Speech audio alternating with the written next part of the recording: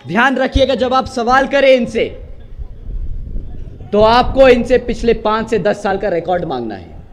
बहुत हो गया ये मैनिफेस्टो का नाटक, बहुत हो गया। अगले 5 साल में हम क्या करके दिखाएंगे, ये नाटक, ये झूठ, ये फरेब अब आप बर्दाश्त मत कीजिएगा। अब आप उनसे पूछिए कि पिछले 10 साल से तुम्हें हमने भारत की सरकार में बिठा कर रखा, तुमने हमारे बहुजन समाज के लिए क्या काम करके दिखाया है। अब आपको सवाल यह करना होगा। साथियों, मैं आपसे पहले शिक्षा के बारे में बात करता हूं। आपको जो शिक्षा के बारे में सवाल पूछने, मैं आप लोगों को शिक्षा के ऊपर 3-4 मुद्दे छोड़ के जा रहा हूं। साथियों, आप जानते हैं पिछले 10 सालों में हमारे सरकारी स्कूलों में इतना बुरा हाल हो चुका है कि एक सरकारी सर्वे ने पता करा कि आज की डेट में 8वीं कक्षा के बच्चे से अगर आप गुणा भाग करने को कहो तो वो बेचारा बच्चा गुणा भाग नहीं कर पाएगा। आप उससे बोलो अंग्रेजी में तुम मुझे 2 लाइनें सुनाओ, वो बेचारा 8वीं कक्षा का बच्चा अंग्रेजी की बातें नहीं समझ पाता।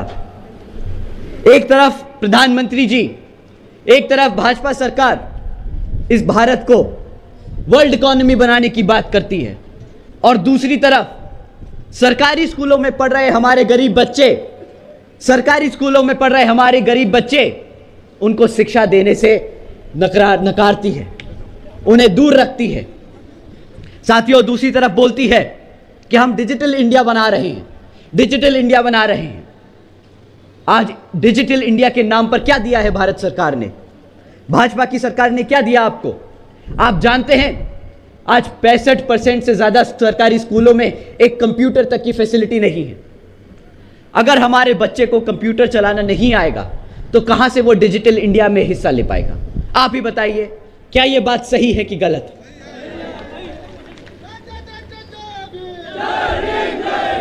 तो साथियों, अगर ये सरकार हमारे बच्चों को प्राइमरी एजुकेशन से लेके सेकेंडरी एजुकेशन तक अच्छे टीचर्स, अच्छे स्कूल, अच्छी शिक्षा नहीं दे पाई तो क्या उसको हक है सत्ता में आने का दोबारा? नहीं है ना? तो अगली बारी ये आपके बीच में आए तो शिक्षा के नाम पर इन्हें भगा के फेंक दीजिएगा यहां से। अब हम अपने युवा साथियों की बात करते हैं। हमारे यहां कितने युवा साथी हैं? पंडाल में एक बार हाथ उठा के बताएं। बाप रे, हमारे बड़े बुजुर्गों में दिल, हमारे बड़े बुजुर्ग भी दिल से युवा हैं। हम उम्र से पूछ रहे हैं, हमें पता है हमारे बड़े बुजुर्गों का दिल आज भी जवान है, हम आज भी जानते हैं।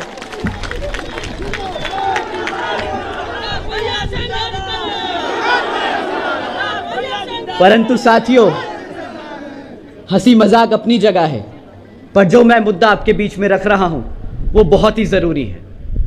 हमारे बड़े बुजुर्ग जानते हैं कि जब आप सत्ता में नहीं होते, जब आपके लिए कोई नेता पार्लियामेंट में नहीं लड़ता, आपके लिए आपके हकों की बात नहीं रखता, तो कैसे ये जातिवादी सोच रखने वाली पार्टियां हमारे समाज को तोड़ती हैं। आजकल इन लोगों ने रोजगार को नया मुद्दा बना रखा है, इन्होंने रोजगार को नया तरीका ढूंढा है जिस तरीके से हमारे युवा साथियों को तोड़ा जाए। क्या आप जानते हैं पिछले 10 साल में भाजपा सरकार ने इतना बुरा हाल कर दिया है कि आज 30% युवा बेरोजगार घूम रहा है। 30% युवा बेरोजगार घूम रहा है साथियों, और ये कोई सोची समझी या कोई गलती से नहीं हुआ कि हम रोजगार नहीं दे पाए। आप जानते हैं सेंटर और स्टेट में जहां पे भाजपा की सरकार चल रही है वहां पर 50 लाख से ज्यादा सरकारी पद खाली पड़े हैं।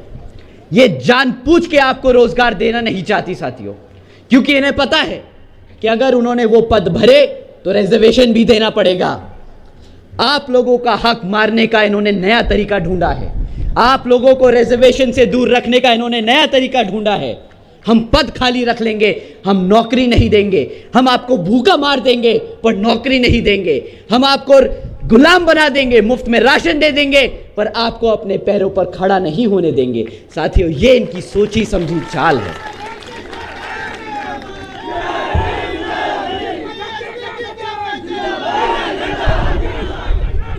हम आपके साथ हैं। साथियों, अगर आपको 30% का फिगर, 30% का आंकड़ा डरा नहीं रहा है, तो मैं आपको एक हेडलाइन पढ़ के सुनाता हूं। 17 लाख से ज्यादा युवा लोगों ने, 17 लाख से ज्यादा युवा साथियों ने मात्र 3500 नौकरियों के लिए अप्लाई किया। एक बारी 3500 नौकरियों का ऑफर आया था, सरकारी ओपनिंग थी, 3500 नौकरियां का ओपनिंग था, उसमें 17 लाख बच्चों ने अप्लाई किया। आप मान सकते हैं कि उन 3500 नौकरियों के लिए 17 लाख बच्चे अगर अप्लाई कर रहे हैं तो बेरोजगारी का स्तर कितना ज्यादा बढ़ चुका है। साथियों, मजे की बात तो यह है कि ये 3500 नौकरियां और ये 17 लाख बच्चे जिन्होंने अप्लाई किया, यह हमारे आदरणीय प्रधानमंत्री जी के प्रदेश गुजरात की हेडलाइन है।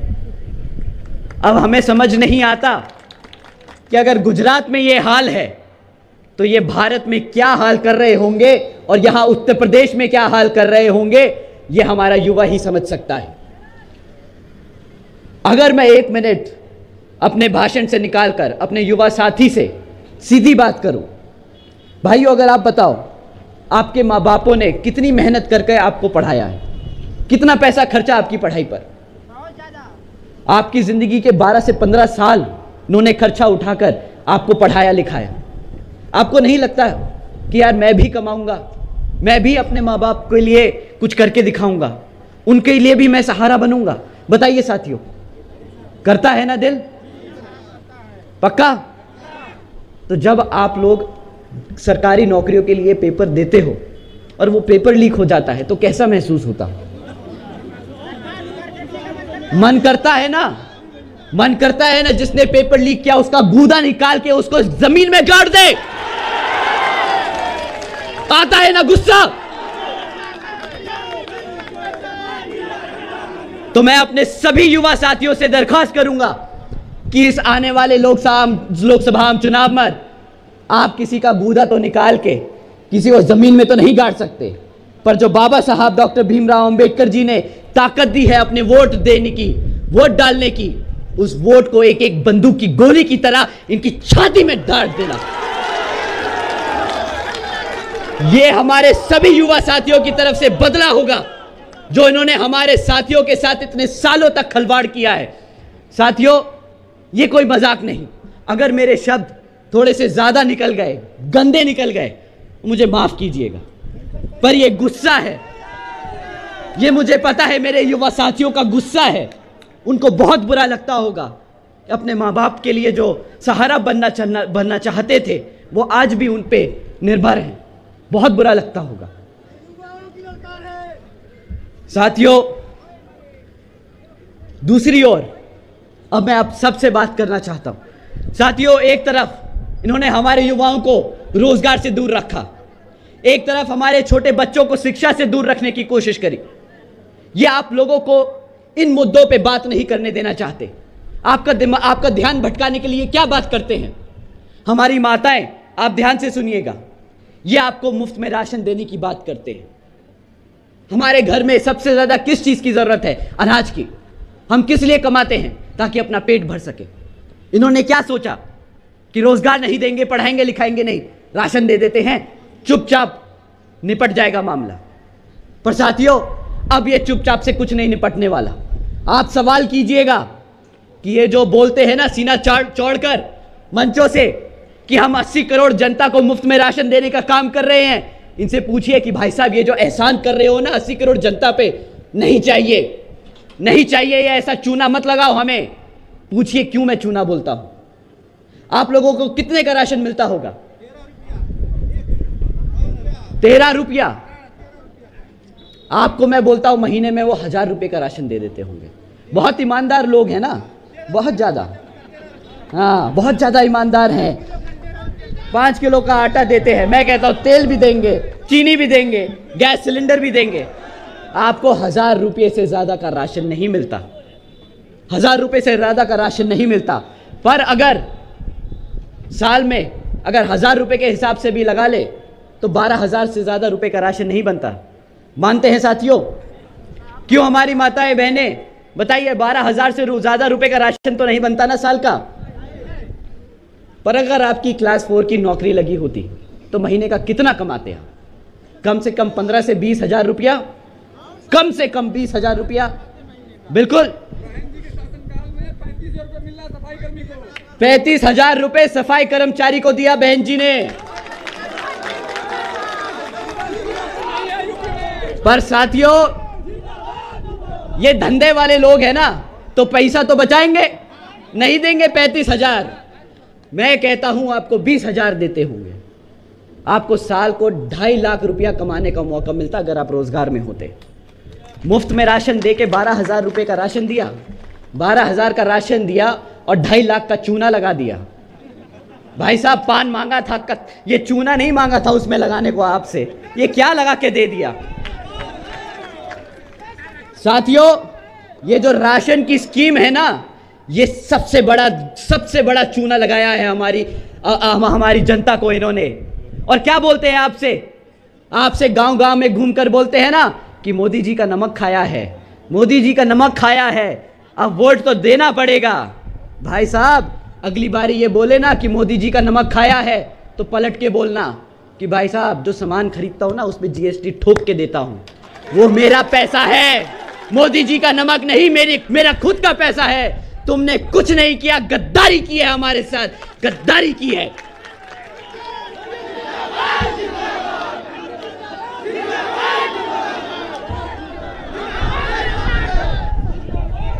साथियों, अगली बारी बोले 80 करोड़ लोगों को रोजगार राशन दिया, बोलना 80 करोड़ का राशन नहीं चाहिए था, साल की 2 करोड़ नौकरी का वादा किया था, वो चाहिए था। कहां है मेरे साल की 2 करोड़ की नौकरियां? आज 10 साल होने को जा रहे हैं, कम से कम 10 करोड़ नौकरियां युवाओं को मिल जानी चाहिए थी। कहां है वो रोजगार? सवाल पूछेगा साथियों। मुफ्त में वोट नहीं देना है, मुफ्त में वोट नहीं देना है। अगर बोले ना नमक खाया है, वही थैला, जिस थैले में राशन दिया है वही थैला खाली पकड़ा के वापस भेज देना, बोलना ये रखो तुम्हारा थैला, नहीं देना तुम्हें वोट, नहीं चाहिए तुम्हारी राजनीति, नहीं चाहिए तुम्हारा राशन। नहीं घबरा रहा मेरे भाई, मुझे पता है तुम मेरे साथ हो, नहीं घबराऊंगा। और वैसे भी कहते हैं ना,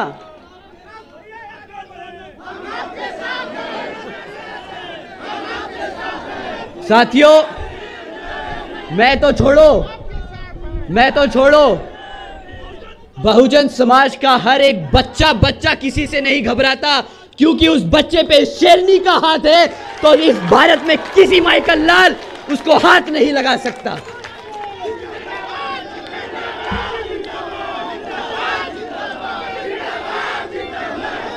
साथियों,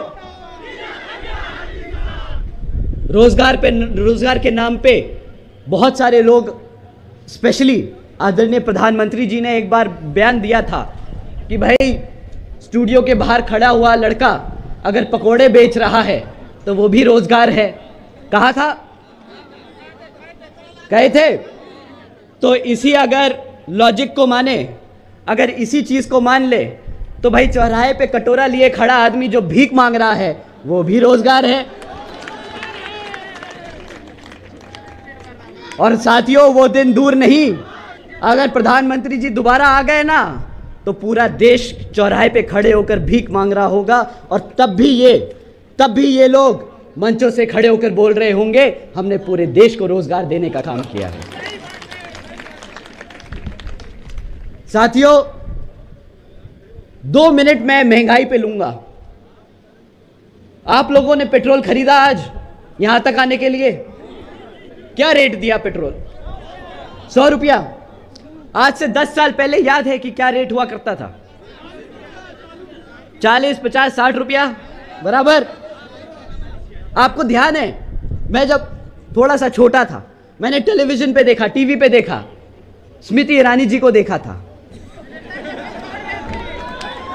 आदरणीय स्मृति ईरानी जी को देखा था।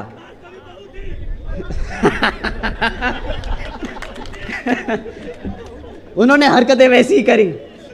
वो गैस का सिलेंडर लेके सड़क पे खड़ी थी और चिल्ला रही थी कि मेरी बहन बेटियां अपने घर में खाना नहीं पका पा रही क्योंकि गैस का सिलेंडर बहुत महंगा है। पता है वो एक समय था जब वो खुद गैस का सिलेंडर लिए खड़ी थी। आज जब गैस का सिलेंडर 400 रुपये से बढ़कर 1100 रुपये 1200 रुपये पहुंच चुका है, तो वो स्टारबक्स की कॉफी पी रही है, उसमें गैस नहीं लगती शायद। तो उन्हें नहीं एहसास हो रहा कि ये महंगाई कितनी चुभती है हमारी बहन बेटियों को। अब वो महंगाई की बात नहीं करेंगे, अब वो बात करेंगे राम मंदिर की। अब उस पे भी पूछ लेते हैं, राम मंदिर भाजपा ने बनवाया? नहीं ना, सुप्रीम कोर्ट ने ऑर्डर दिया था राम मंदिर के लिए। अच्छा ये बात बताइए, राम मंदिर को बनाने के लिए पैसा किसने दिया? भाजपा ने? यहां की जनता ने दिया ना। तो इनसे कभी पूछिएगा जो मंचों से खड़े होकर दावा ठोकते हैं कि हमने राम मंदिर बनाया है, भाई ना तुम पैसे दिए हो, ना तुम कोर्ट का ऑर्डर लेके आए हो, ना तुमने जमीन खोदी, तो किस बात का क्रेडिट मांगते हो राम मंदिर का? पर घमंड पूरा है, घमंड पूरा है। बोलते हैं हम राम लल्ला जी को अयोध्या लेके आए। वाह भाई, अब तुम इतने बड़े हो गए हो कि तुम एक भगवान को लेकर आओगे। वाह,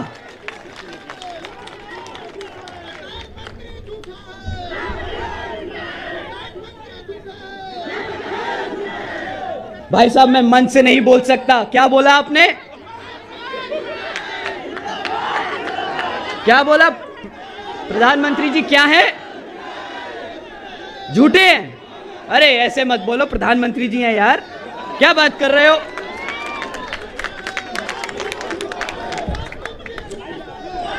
आप लोग जानते हैं अभी उन्होंने अपने भाषण में हमें बोला, हमें क्या उन्होंने बोला, जो भी लोग बुलडोजर की सरकार को नाम ले रहे हैं, प्रधानमंत्री जी ने बोला कि योगी जी की सरकार को जो लोग बुलडोजर की सरकार से बदनाम कर रहे हैं, उन लोगों को अपनी आंखें खोलनी चाहिए और देखना चाहिए कि किस तरह योगी जी ने यहां उत्तर प्रदेश में कितना उद्योग पैदा किया है, उद्योग पैदा किया है। हमने आंखें खोली, उनके भाषण सुनने के बाद हमें लगा हम ही गलत थे शायद। हम इतनी सारी न्यूज़ पढ़ रहे थे, हम अपने लोगों से मिल रहे थे, पूछ रहे थे बेटा क्या कर रहे हो आजकल? बोले भैया फ्री राशन का इकट्ठा कर रहे हैं पैसा। पर ठीक है, मोदी जी ने कहा तो हमने आंखें खोली और पढ़ा। अपनी आंखें खोल के देखा तो पता चला पिछले एक साल में यहां उत्तर प्रदेश में अकेले ही 65,000 से ज्यादा हमारी बहन बेटियों पर अत्याचार के केस दर्ज हुए। वाह मोदी जी। हमने सोचा कि शायद एक चीज होगी जो खराब हो गई, मे भी दूसरी चीज सही हो। हमने फिर और ढूंढा कि भाई कुछ तो सही किया होगा। फिर देखा कि पिछले एक साल में 400 से ज्यादा किसान भाइयों ने आत्महत्या कर ली। इनकी गलत नीतियां नहीं होंगी, उनकी मजबूरी रहियां होंगी, कोई बात नहीं। बुलडोजर की सरकार नहीं है, अपनी बहन बेटियों पर अत्याचार करने की सरकार हो, किसानों को मारने की सरकार हो शायद। फिर एक और आंखें खोली, दोबारा से देखा कि कहीं कुछ और तो नहीं रह गया मेरे से।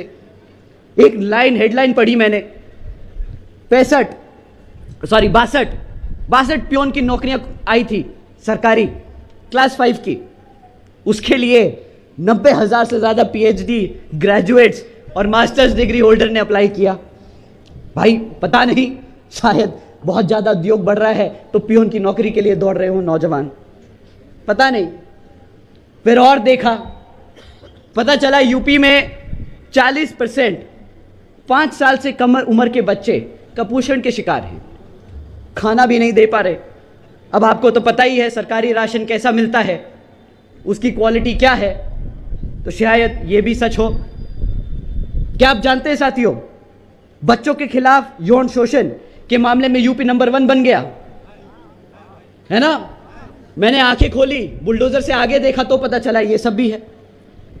हमारी बहन बेटियों के खिलाफ जो अत्याचार होता है देश में नंबर 1 पहुंच गया यूपी, ये भी देख लिया, शायद आंखें ज्यादा खोल ली मैंने।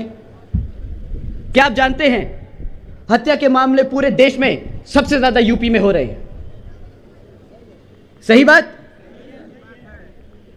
आदरणीय प्रधानमंत्री जी आप जिस प्रदेश के सांसद हैं, वो देश आज भारत का किडनैपिंग कैपिटल बन चुका है। यहां पर कोई फैक्ट्रियां नहीं लगी, यहां पे किडनैप करने की फैक्ट्रियां लगी हैं, रोजगार देने की फैक्ट्रियां नहीं लगी। साथियों, यह है हकीकत भाजपा सरकार की। तो साथियों ठीक है, आज के बाद से हम बुलडोजर की सरकार नहीं बोलेंगे। योगी जी की सरकार बुलडोजर की सरकार नहीं है, ठीक है? मान लिया? आप लोगों को चलेगा? चलेगा? ठीक है। आप लोगों की सरकार बुलडोजर की सरकार नहीं, आप लोगों की सरकार गद्दारों की सरकार है। जो सरकार अपने बच्चों को भूखा रखे, जो सरकार अपनी बहन बेटियों पर अत्याचार होने दे, जो सरकार अपने युवाओं को बेरोजगार रखे, जो सरकार अपने सभी जनता, सभी आवाम को राशन के नाम पर गुलाम बनाकर रखे, ऐसी सरकार गद्दार ही सरकार है। आज के बाद ये बुलडोजर की नहीं, ये गद्दारों की सरकार है।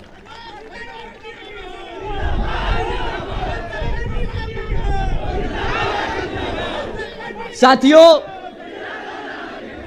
बहुत हो गया ये सब मुद्दों की बात। 2 करोड़ नौकरी देनी थी सालाना, नहीं मिली। अग्निवीर की योजना चलाई, जिसमें भी बोल दिया 25% लोग रखेंगे, उसके बाद बाकी सबको बेरोजगार कर देंगे। ठीक है, कोई बात नहीं। आपको पढ़ने नहीं देंगे, नौकरियां नहीं देंगे, आपका संवैधानिक हक खत्म करने का इन्होंने नया तरीका निकाला है। जब आपके पास पढ़ाई लिखाई नहीं होगी तो आप अपने इतिहास के बारे में जानेंगे कैसे? वो कहते हैं ना कि अगर किसी कौम को मिटाना हो तो उसको उसके इतिहास से अलग कर दो। ये वही काम कर रहे हैं। साथियों, जब आपको रोजगार नहीं मिलेगा तो आरक्षण की व्यवस्था कैसे मिलेगी? नहीं मिल पाएगी ना। या आपके अधिकारों को खत्म करने का काम कर रहे हैं। साथियों, अगर मैं यूं ही चलता रहा तो रात हो जाएगी, पर इनकी विफलताएं नहीं खत्म होंगी। तो मैं आपसे आगे बढ़ता हूं। साथियों, इनके अलावा और भी लोग हैं जो बाजार में घूम रहे हैं आपका वोट मांगते हुए। एक हैं, लाल टोपी पहनते हैं, साइकिल पे घूमते हैं, क्रिकेट खेलते हैं, अच्छे हैं, शायद अच्छे ही होंगे भाई, दिल से तो कोई बुरा होता नहीं। परंतु हमारे युवा साथी बताते हैं कि भैया टोपी तो उन्होंने पहनी थी, बट वोट डालने के बाद पता चला टोपी तो हमें पहना के चले गए। तो आज के बाद से अपना वोट उनको तो नहीं जाएगा। साथियों, आप जानते हैं कि पिछले विधानसभा आम चुनाव में हमारे मुसलमान समाज ने उन पर पूरा भरोसा जताते हुए एक तरफा उनको वोट डाला, एक तरफा वोट डाला। उसके बाद भी वो एक दिन है जिस दिन रिजल्ट आया और आज का दिन है। कितनी बारी हमारे मुसलमान समाज के ऊपर अत्याचार हुआ है, परंतु इनके मुंह से एक शब्द नहीं निकला। आप लोग सब जानते हैं कि नहीं? साथियों, इनके मुंह से शब्द नहीं निकलता अपने समाज को बचाने के लिए। परंतु जब संसद में रिजर्वेशन इन प्रमोशन का बिल आता है तो इनकी जुबान और इनके हाथ उसको फाड़ने के लिए सबसे तेज और सबसे आगे चलते हैं। सुना है आजकल आदरणीय अखिलेश जी एक सीट पर 4 टिकटें बांटते फिर रहे हैं। उन्हें समझ नहीं आ रहा किस प्रत्याशी को खड़ा करा जाए। कंफ्यूज हैं? अच्छा, कोई बात नहीं, कंफ्यूज ही होंगे। उससे ज्यादा खतरनाक बात यह है कि जब बहुजन समाज पार्टी ने अपना प्रत्याशी उतारा एक सीट पर, तो उन्होंने अपना प्रत्याशी वापस लेकर एक दूसरे को खड़ा किया जो दलित समाज से था। वो हमारा वोट काटने का काम कर रहे हैं। जो हमें बोलते हैं ना कि हम वोट काट रहे हैं, उन्हें अपने गिरबान में झांक कर देखना होगा और अपने समाज को जवाब देना होगा अब कि तुम असली में नुकसान कर रहे हो इस भारत का, या तुम जिस पे उंगली उठा रहे हो वो कर रहा है। साथियों, इनको भी मत बख्शना इस बारी। अब बात करते हैं जो लोग हाथ का लेके आते हैं झंडा अपना। वो बोल रहे हैं कि हम एक कोने से दूसरे कोने तक भारत जोड़ने की कोशिश कर रहे हैं।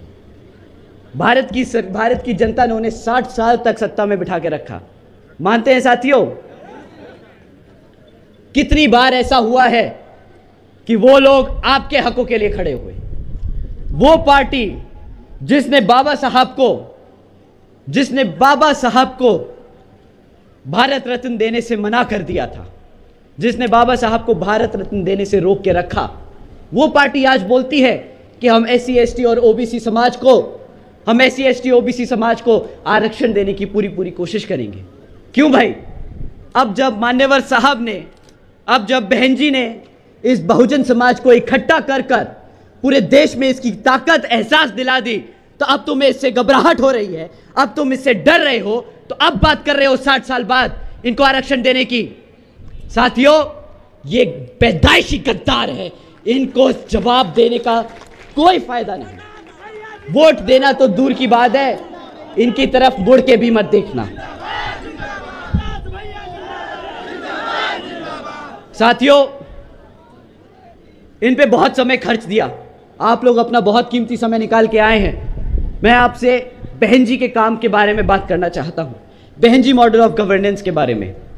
जब 2007 से 12 की सरकार थी तो बहन जी ने कुछ नीतियां चलाई थी, जिनको अब अगर आप लोग बहन जी को वोट डालकर सत्ता में बिठाने का काम करेंगे तो बहन जी पूरे देश में हमारे सर्व समाज में से सभी लोगों को, जरूरतमंद लोगों को इन्हीं नीतियों पर चलकर सबको अपने पैरों पर खड़ा करने का काम करेंगी।